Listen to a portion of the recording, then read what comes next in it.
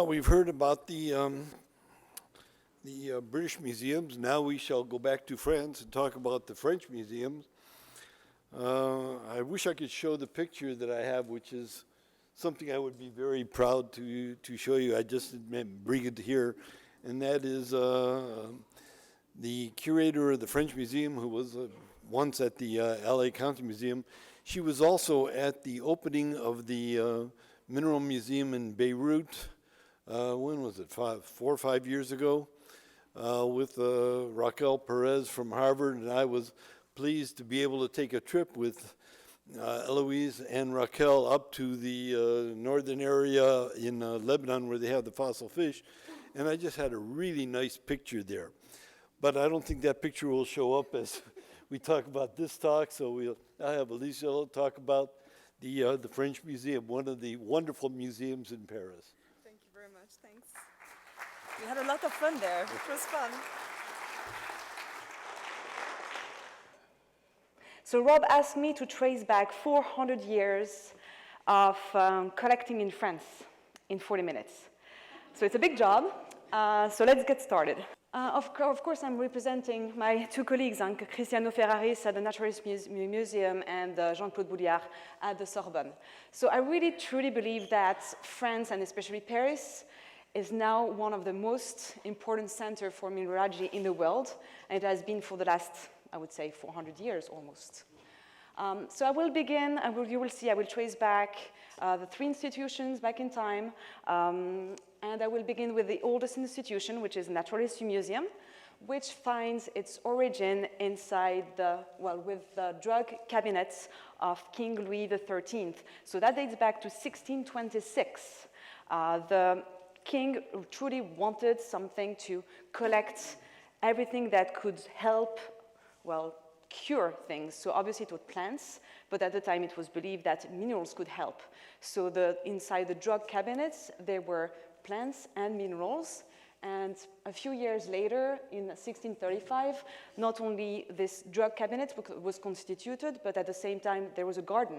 The garden, the Jardin des Plantes, which still exists now in Paris, next to the Naturalist Museum.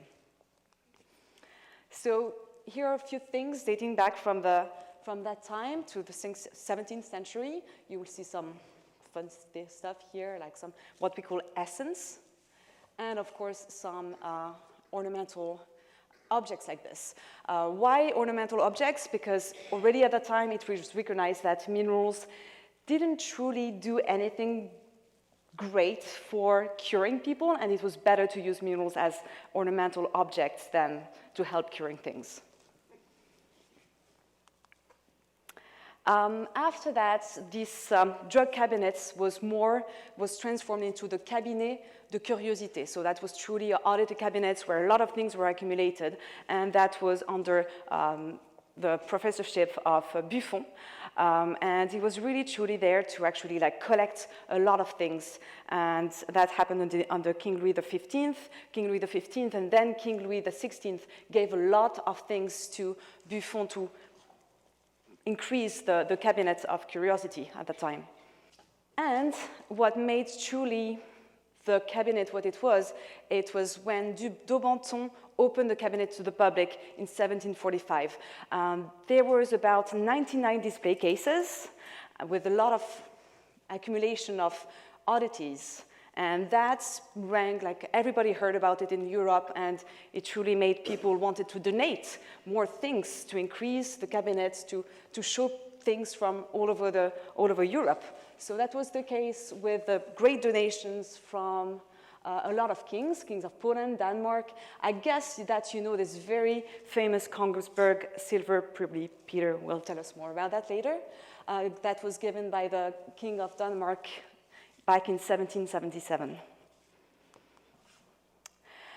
After that, there was a period of transition. French Revolution, a lot of things happened from 1789. Obviously, we cut the head to the king, and that enabled at the same time to transform the cabinet de curiosité, the oddity cabinets, into the Natural History Museum.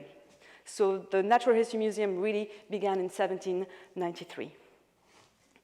I would just mention that just before that, Paris School of Mines opened, but I will come back to that later. The first to have the chair of this museum was Daubenton, who was actually also the director of the museum. So the museum at that time had 12 different chairs. One was the mineralogy chair. So Daubenton was already a great mineralogist. He published this tableau méthodique des minéraux back in, oh my God, that was 1796. And during the French Revolution, a lot of goods from the royalties, from the church, were seized. So where did that go? Well, that went to a lot of institutions, including the Natural History Museum, including the School of Mines. And Daubenton had the opportunity to actually go inside and look at the French crown jewels and pick a few things for the Natural History Museum. That included the Great Sapphire of King Louis XIV. That's a must-see, it's unbelievable. And this great emerald that might have belonged to the coronation crown of Charlemagne. I will tell you just a few things about the French crown jewels, because for me, I think that's the first collection, the first royal collection that had happened. It was built under François the First in 1532, and that was to collect a lot of gems, but a lot of rough minerals as well, to show the majesty of France. And inside the first treasure of France, it was like 3 rough rubies, of course, diamonds and pearls. But I think for me, actually, the first time France really began collecting was back under François the First. So that dates back from that. Dolomieu had the second chair at the museum, but he died short after. So really what we remember is when Ahui arrived at the Natural History Museum in 1802. And he arrived back from the School of Mines. You will see it will always be the same people that went into all the institutions. I think that all of you know René Just Ahui because he's the founder of crystallography. He published this paper back in 1809, and he was the one recognizing that minerals should not only be recognized for their chemical composition, but also for their crystallography, their shape. That came from the original idea by Romé de Lille. I will tell you about him as well later. So that really began the beginning of the time of crystallography. Under Ahui, a lot of things happened. A number of donations, of acquisitions happened, including this, the acquisitions of this very impressive collection, Weiss collection. He was the founder of the German crystallography school. So that included 1,600 specimens, which made really the fame of the natural history at the time. So you see, like under Ahui, he loved collecting. That was the same thing at the School of Mines. He really increased the collection by a lot, from 2,600 to 10,000 specimens at the time. Under Ahui, a lot of things happened in France. You know, a lot of famous researchers. For example, Vauquelin. Vauquelin was one of the first people who actually recognized new elements. Mike told us about that earlier. Vauquelin, for example, recognized chromium as an element. Berthier, Cuvier. Why Cuvier is important? Because Cuvier is the one who made paleontology, because he discovered some fossils back in Paris, in the Montmartre quarry, and that's with him that began really the paleontology. So this is probably a gypsum that was given by Cuvier to Ahui, and that is now in the Natural History Museum collection. Then it was Alexandre Brognard. Brognard, who was he? Well, he was, again, someone who worked a lot with Cuvier. He was working on stratigraphy, so again, to really look at fossils and see how it is going, and how you can tell the different stages, the different ages of the geology layers, if you want. And under that, so from 1822, he begins cataloging the collection. That is that when you see a number on the specimen from the museum, it dates back from 1822. So he catalogs back all the specimens that were in the collection before, and in 1822 he begins also cataloging with the date, and like it has the date, then a number, depending on the date it was acquired. A lot of good collections arrived. Brongniart, so he gave his collection to his own institution. Sage was the first director of the School of Mines. His collection was split after his death between the School of Mines and the Natural History Museum. Honestly, I think the Natural History Museum got the best of the specimens, but... Romé de Lille's collection. So Romé de Lille, again, a lot of good specimens in that collection, a lot of new minerals. And Romé de Lille gave his collection to Gilles Delaumont, who was inspector at the School of Mines. And when Delaumont died, he requested his own collection, as well as Romé de Lille's collection, to the Natural History Museum. And of course, you have each example of some rocks from them. So we talked about Count de Bournon earlier. Well, Count de Bournon, after he planted some rocks in England, he came back to France. And the origin of that is that he was a good friend with Louis XVIII. Louis XVIII was actually the one who asked him back to come to France because he recognized that the work he was doing was highly important. And actually with him, he brought his collection.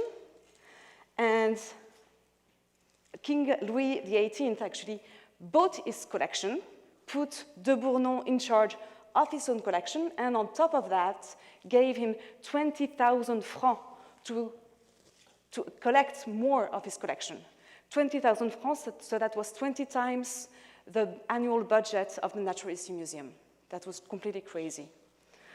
So when Louis XVIII ended his reign, what happened to this collection? Well, it didn't make de Bournon very happy, but his collection went to the Collège de France. Everything that was acquired with the dime of Louis XVIII went after that to the Natural History Museum, including this beautiful Italian table here made with intarsia of like azurites and agates and all of these beautiful rocks here. For the rest of his collection, it was still at the Collège de France until the 1990s, when the Collège de France actually put a long-term loan to the Natural History Museum. So what you see right now at the museum, like this type of specimen of Bournonite, sorry, is on display at the Natural History Museum. Again, still under Alexandre Brongniart, he saw a lot of things happening because under Charles X ordered to have a mineralogic gallery. So that happened in 1837. The opening was in 1841. And that's actually what we see right now. If you go to the Jardin des Plantes in Paris, that's what you see. The inside, well, that's a modern view of the gallery that is now closed, unfortunately. But that's what it looks like. 204 display cases for rocks, for minerals, 20,000 drawers. It was a lot of things that were on display at that time. I have to tell you about what happened to the Hayhuis collection. So Hayhuis, when he died, he didn't bequest his collection, unfortunately. So it didn't go to the Natural History Museum directly. It was his niece that had the collection. She offered it to the museum at his death, but the museum didn't have the money to purchase it. Imagine such an amazing collection with a lot of specimens, a lot of new minerals discovered, but unfortunately, the museum cannot acquire it. It's really a shame. But what happened is that the Duke of Buckingham purchased the collection. He actually cataloged everything inside the collection, and when he died, it was again offered back to the museum, and this time the museum had money. Well, actually, it's just that the price of the collection decreased and the museum was able to afford it this time. So, I mean, I think that every one of you have seen some of those beautiful specimens mounted on those beautiful wooden things, wooden bases like this. So if you come to Sainte-Marie-aux-Mines show, every year Cristiano tries to bring some of Hayhuis samples. So. At the same time, there was a good collection that arrived as well, which was the collection of the Science Academy. That included some amazing specimens from the Tsar Nicholas the First, and that's what's on display at the Natural History Museum right now, this gold nugget. That's 477 grams. French crown jewels, here we go again. French crown jewels, what happened during the French Revolution, it was put on the side. The Natural History Museum picked a few things, but what happened is that the emperor used the French treasure for their own good and increased it again. And after the end of the empire, it was put on the side again. So what happened is in 1887, the French government decided to sell the entire French treasure. This French treasure did not belong to the kings, to the emperors. It belonged to the realm of France. That's what François the First wanted for the collection. Unfortunately, France, the French government, decided to sell everything in 1887. So that was a big thing. It happened at the Louvre during an entire week. Everything, all the gemstones, the loose gemstones, or the necklace that were left were sold away. So who bought that? Of course, it was like big jewelry company like Cartier, like Van Cleef & Arpels, and maybe you know a jeweler that is called Tiffany & Co. If you know Tiffany & Co., it's because they made a lot of money selling back those French crown jewels. So only a few things remained, and just because the experts that did the analysis of the French crown jewels said that it would be good to keep a few things for some French institutions just to remember what France used to have. So some went to the Natural History Museum, some went to the School of Mines, and some went to the Louvre Museum. But most of it were sold away. But those two things, they date back from 1887. That's truly amazing, this beautiful opal from Slovakia, or this kind of portrait diamond that used to belong to Marie-Louise, the Empress. We have arrived under Alfred Descloizeaux and then Alfred Lacroix. So again, I think you probably know those names, especially Lacroix, because he did a lot of expeditions, a lot of things in France, but also Madagascar. So all the mineralogy of France and Madagascar, we learn a lot thanks to Lacroix. They got things actually from these two guys.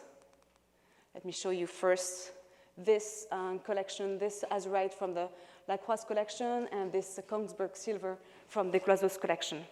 So the two of them bequested their collection to the Natural History Museum.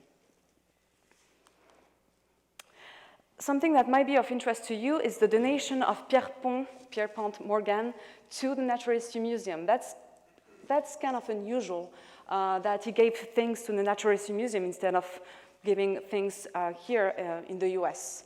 So it was 3 donations. The first donation was in 1902, and it was mostly minerals that used to belong to Kunz. The second donation was in 1905, and these are minerals that were on display at the World War Fair in St. Louis. And the last donation was after his death. It was actually his son who gave basically the most amazing specimens he had in his collection. So that was azurite, morganite, spodumene, all that good stuff that he had, and tourmalines, obviously. So when I asked Cristiano, why do you think he gave to France instead of the US? So he dug some archives, and he thinks that it was because Pierpont Morgan thought that it would have the French Legion of Honor given to him thanks to his donation. And he asked Lacroix about it, but he never had it. But still, I mean, things are on display. So that was the display back in the days. In 1912, not all of his collection, but a lot of his collection, including gemstones. That's what is now on display in the new gallery. Under Jean Orcel, so we are here now at the beginning of 1937, so that's after or in between the two World War, so not a lot of things happened during that time. So it was mostly after the Second World War that again, the collection was alive again. And you all heard about, I guess, this collection from the Lieutenant Vézinier. His collection was truly amazing. That was probably one of the best collectors in Europe at that time, probably one of the best collection ever. And it was, Jean Orcel dealt with Vézinier and said, okay, you can give some minerals to us, and then we're going to buy the rest for the collection. So 5,000 minerals were bequested, and 15,000 were purchased by the museum. It was not this entire collection, because some went to the other institutions, but I will show that to you later. I guess you've seen that silver before. Another amazing Mexican silver. And this nice fluorite with quartz and siderite. But, I mean, it's only a few pictures among all the amazing specimens donated. We arrived at a time where it was Jacques Fabriès that had the chair. Actually, he has the last mineralogy chair. Nowadays, there's no chair of mineralogy anymore. Maybe you don't know that name, but you probably heard the name of the person who was in charge of the collection, who was Choubnel at that time. So under Fabriès and Choubnel, two big collections arrived. One that was purchased, and that was the giant crystals from Brazil. That was in the collection of Ilia Delef, who was a geologist and who went to Brazil and discovered some diamonds and discovered those amazing large minerals like quartz and feldspar, and he actually had like over 100 of them, and the museum purchased 82 of those giant crystals.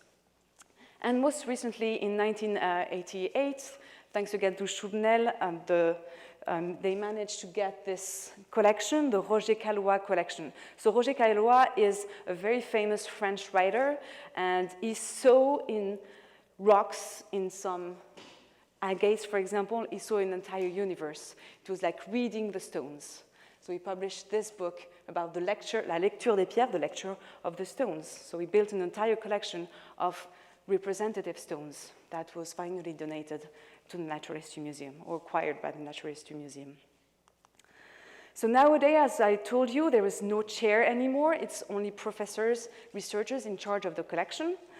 And there's no money anymore to purchase anything, as like a lot of museums. So everything that is acquired now is thanks to the nation. So the biggest donor of the recent years for the Natural History Museum was Total, the gas company, if you want. That went from 1983 to 2011. Thanks to that, they managed to purchase 1,600 specimens, and a lot of them are on display in the new gallery. That includes this beautiful gold from California, clays from Colombia. Alain told us about Laurent fluorite before, so that was a donation.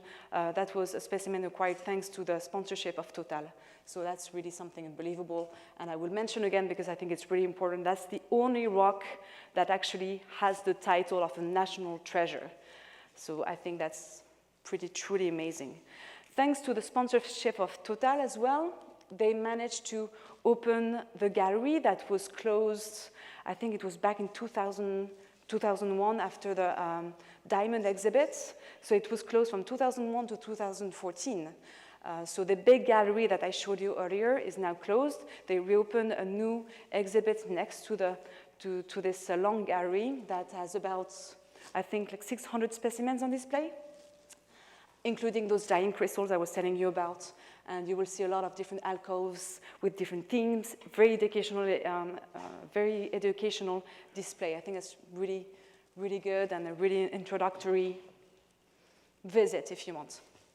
Right now, only for the minerals, the Natural History Museum counts 137,000 specimens.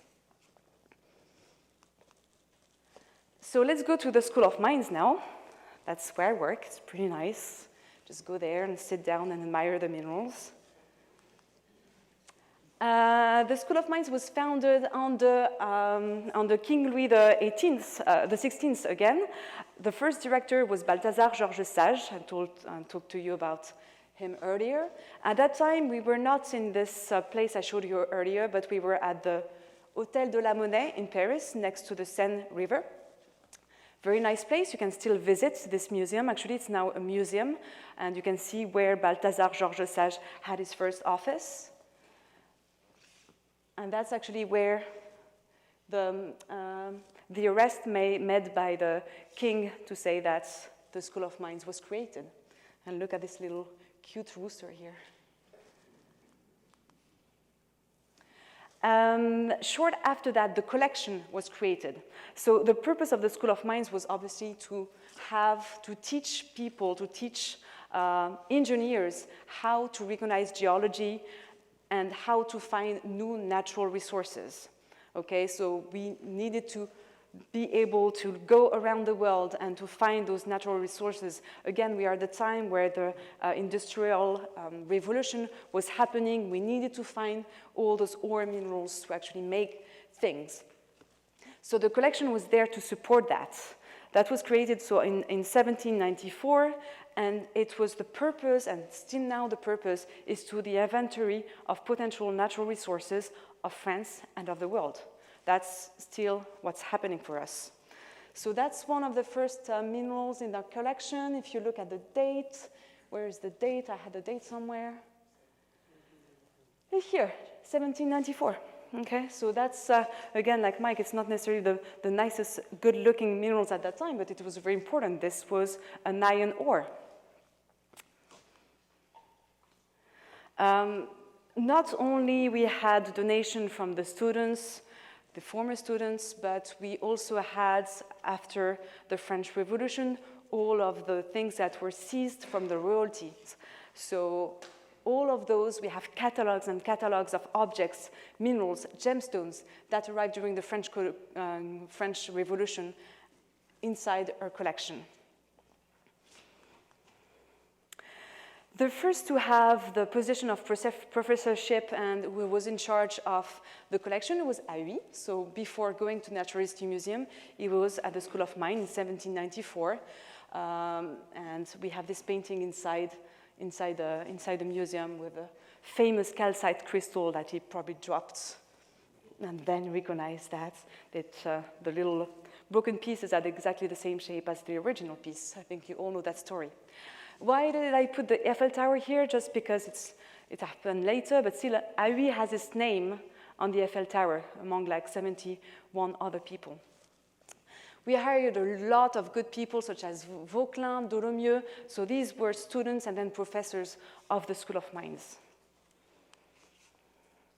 At that time, we again had like some resources, some budget to acquire things. So one of the most famous collections that we had first was the Notin collection.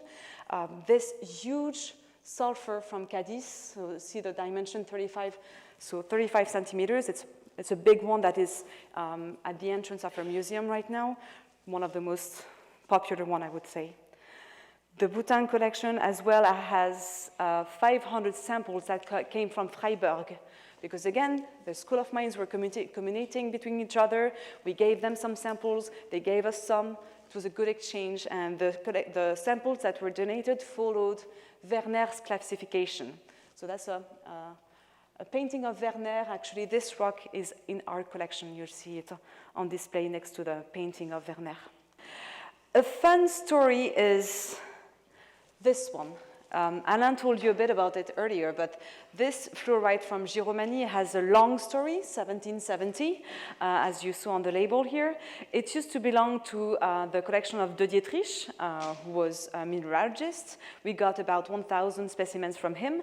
What is fun about De Dietrich is that he was the mayor of Strasbourg, geologist and mayor of Strasbourg, and he was the one that encouraged Rouget de Lille to create a national anthem, the Marseillaise.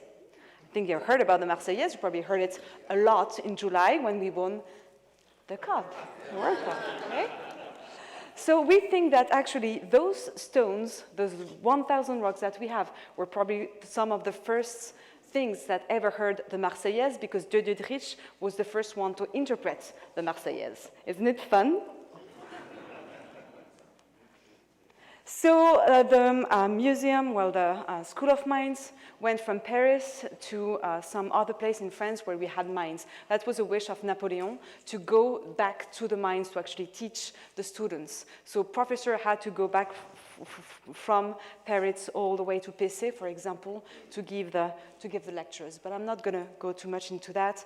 Just know that we come back to Paris in 1815 in the setting we have now in the Vendôme Hotel that we are right now. So since 1815, we are in the location that is this beautiful building. We're located on the second floor, just right here, and all of that is the museum. That was the time on the André Brochamp-de-Villiers and Dufresnoy. We were doing the geological maps of France, so again, collecting a lot of French minerals. 1811, when we discovered or rediscovered the Chessy mine with all the nice azurite and cuprite. Those two are two of my favorite specimens in the collection. Of course, this one as well. We talked about Henri Hewland earlier. Again, we acquired some really good specimens from him, mostly from Germany and from England. Patrin's collection was interesting as well. A lot of minerals from Siberia. And under Dufresnoy and de Senarmont, interesting time for the school. That was when the school enhanced itself, built extensions to the building you saw earlier. All the decor that you see now, the setting, the collection settings, is exactly the one that we have since 1855. So all the paintings, this one representing the revolution, industrial revolution in France with the steam train, all of that. All of those beautiful paintings that you see at the museum date back from that time. Nice specimen from those two people, de Senarmont, some nice French hematites, some de Senarmontite here, morphite and wolfenite from Senarmont. And an important collection is the Dolomius collection. Actually, it's now named on the Marquis d'Audray. Marquis d'Audray was Dolomius' brother-in-law, and we have about 15,000 specimens, including those fun things like tooth and teeth in the apatites. It's not turquoise, it's actually apatite here. Like cow, it's like kind of a cow tooth. And euclides, but you see the euclides, they come from Brazil and not Colombia. Nice, more purchase. We had at the time money to purchase, such as this beautiful giant calcite crystal that is about that size. That was the time where we Michigan copper was discovered, and Rivaux went there to actually study the geology of this copper mine. So we're gonna have a nice copper from that time. And it was the time of Charles Friedel and Daubré. That's, again, a time when we had to reclassify the collection. When we moved back to the hotel, a lot of samples arrived, so it was a time that we need to just dig out, like keep only the best, and only the best were accepted inside the collection from that time on. It was the time of the Great Expedition, so again, French people went all around the world to explore and to collect some nice stuff. That include Prince Napoleon, called Plomplon. It's not a nice name, but see the old labels dating back from that time as well. And that was the time of the World Fair. So first World Fair in England in 1851. The second one was in Paris. You probably heard that name, de Champ-Courtois, who was very famous in French for organizing the World Fair, but it was very famous also because he was the former student of the School of Mines, and he was the first to classify elements, chemical elements. And a few more. A beautiful collection by Delessert, who was a French photographer. Again, some amazing specimens.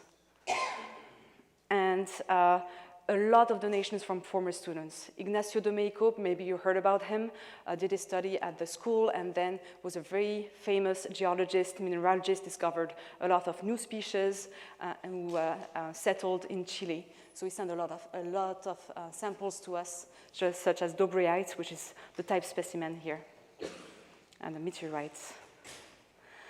The Adam collection, very important. Adam, collection Adam, so that was the Adamite crystal species named after Gilbert José Adam.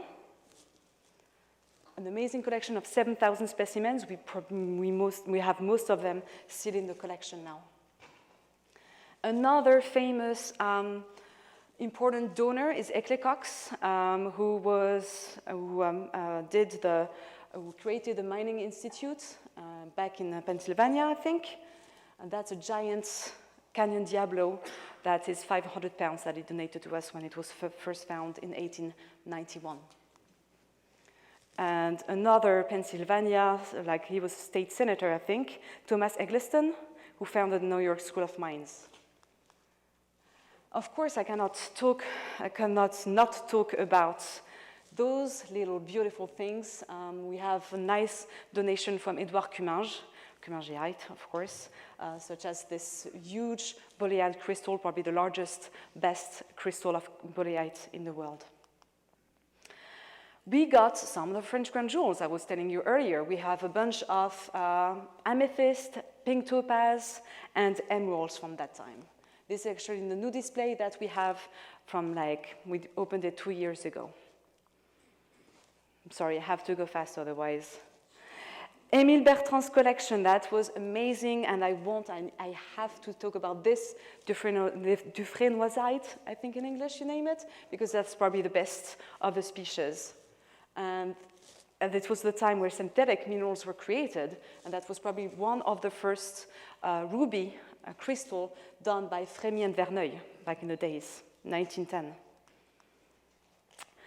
From the most recent time, it was the time where we went with the Bureau de Recherche en Géologie Minière, so that's basically the equivalent of the French USGS, if you want.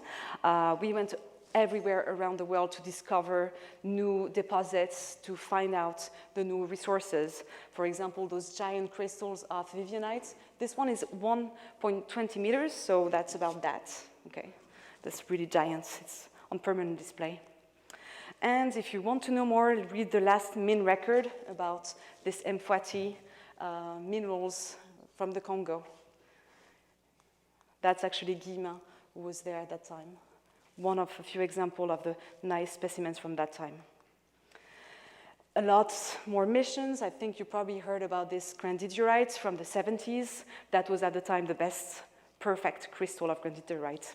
But now with the new discovery, I guess we have to have new minerals to illustrate that species. Vézinier collection, yes, we have some, only 16 of Vézinier samples that we got, but not the worst. Look at this beautiful wolfenite crystal on matrix. That's one of my favorites inside the collection.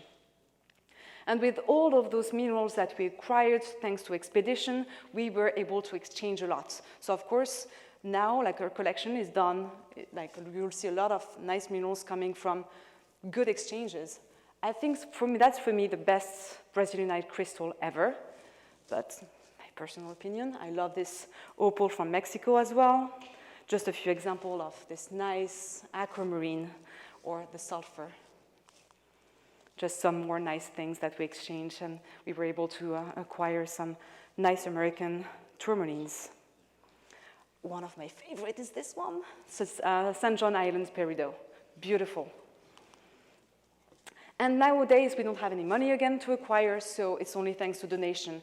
Eisemann, the Friends of the Museum, is supporting us, and here are only a few examples of what they acquired for us over the last few years, such as this nice silver from Germany, or the red beryl, or the sturmanite. And recent donations, because it's not only the Friends of the Museums that acquire for us, we receive donations that are enabling us to show people what is recently found, because again, we find new minerals pretty much every day. So we have to show people that, we have to be part of, people come to a museum and expect to see new things. And that's thanks to donations that we get that. And now 100,000 specimens cataloged and 4,500 specimens on display. So that's basically the largest collection on display to the public in Paris or in France now. And I will end with the Sorbonne collection really quickly. It was created in 1809, so see, it's the youngest, but still kind of impressive. And the first to have the chair was Aui. Again, he did the 3 collections. For him, he was there, he was everywhere.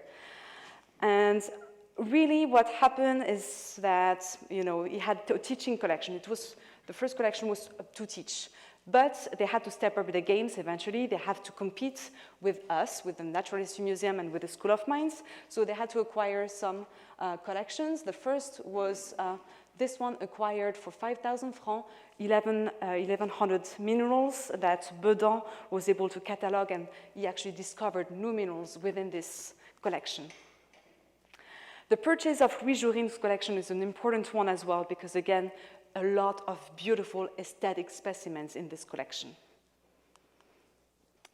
Charles Friedel, again, he was at the School of Mines, and hey, he's at the Sorbonne at the same time. I don't know how they split the time, but they did it. And that was when the French Mineralogical Society was founded. And this society was at the Sorbonne, so they donated, again, a lot of specimens to the collection. That time is not a good time for the Sorbonne collection. The new Sorbonne was created, so the collection was stored in very bad condition, basically under a shed somewhere, and nothing happened for a very long time. And when the new Sorbonne was created, the collection was just stored in the library. Not a good time. So it was really thanks to Jean Viart that the collection lived again. When the new campus happened in 1970, that's now the Jussieu campus that you still can see, he said, okay, we need to display the best specimens and have a nice storage space. And that actually happened. Again, Jean Viart was able to acquire some of the specimens from the Vézinier collection, such as this perfect Kongsberg silver. Here's the new setting. So Guillemin was hired to catalog and to classify this collection while he was writing his thesis, but it's really after that Pierre Barrian and Jean Viart who actually build the collection. Thanks to a lot of expeditions, not with the BRGM, but with the Atomic Energy Commission, because Barrian was a former student of this commission. So nice samples of autonites, Francevilleite. Just know that right now the collection in the Sorbonne is one of the last that have a display of radioactive minerals. Bequest from former students of the CEA. And of course, you all know that Jean-Claude has one of the best collections of Cumangeite. These are 3 centimeters, about 3 centimeters high. And that was a collection that was donated by Agnès Oberlin. She was a professor at the Sorbonne University, and her father-in-law used to be an engineer in the Boléo mines. The very important donor was the Bourdon d'Estrêmes, who gave a lot of money to buy specimens, who gave specimens along his life, and who requested some specimens as well. It's beautiful Enschwelling rhodochrosite. And when Pierre Barrian retired, it's Jean-Claude that took his position until now, and you probably know that's the most important sponsor for the Sorbonne collection right now is Salim, and here's Salim here at the MIM Museum. A good collection that was donated, it was Arun Taziev's collection, was donated to the Sorbonne in 2002. And actually, if you look at the next European Journal of Mineralogy, you will see a paper published about those guys. The Curie's collection, Jean-Claude has some samples dating back from the time of Pierre and Marie Curie, from this from his family. So that, like now, he has only 30 left. It was a donation of 200 minerals to begin with, but he exchanged a lot of them. And now you see the exhibit is 1,500 specimens in the new location that opened in 2014. So just to wrap up here, all those 3 collections, like it's a big topic with a lot of important people. A lot of research has been done on all of those samples. We have probably if you put the 3 collections together, one of the best type collection in the world. It's incredible, like you see all those famous people who discovered mineralogy, crystallography, and this is kept in those 3 collections. So really it's a mix of heritage, history, science, and knowledge with 3 different goals, 3 different missions for institutions. So we cannot put them together. We have 3 different goals, and we complete each other. And we are within a walking distance. You walk like 15 minutes in each direction, and you find us. So again, those 3 collections are available for the public to see, but they are also available for science, and they were in the past, and hopefully they will be for long future. Right now, we have 2 main projects going on. One is a deep diamond project. I didn't say diamond yet, so I had to say it. We are doing like amazing diamond stuff right now, and some samples will go to Mars in 2020 to serve as reference samples for the SuperCam. This guy here for the SuperCam instruments, and they have to go to the 3 different collections to find the right samples. So we're very happy and very excited that we are going to Mars soon. So on that note, I think the only thing that you have to do is come and visit us in Paris. Thank you.